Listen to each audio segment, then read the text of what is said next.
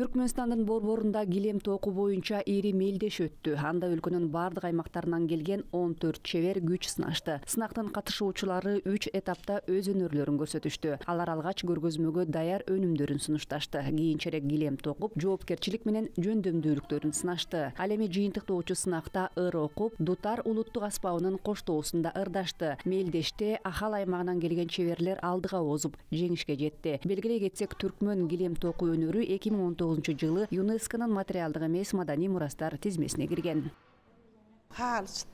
Биз бул мелдешти чеберчиликтин чыныгы майрамына айландыруу үчүн болгон күчүбүздү жумшадык. Негизги максатыбыз килем току өнөрүнүн сырларын өсүп келе жаткан муунга жеткирүү. Анткени ал биздин рухубуздун, тарыхыбыздын бир бөлүгү. Жаш кыздарыбыздын өнөргө болгон кызыгуусун көрүү биз үчүн абдан баалуу нерсе. Биздин чеберлерибиз жасаган килемдер үйлөргө, тойлорго көрк берет. Килем току бул бизге чоң энелерден, апалардан калган өнөр. Килем токууну апамдан үйрөндүм. Кыздарымды да бул өнөргө тарттым. Келечекте неберелериме да үйрөткүм келет.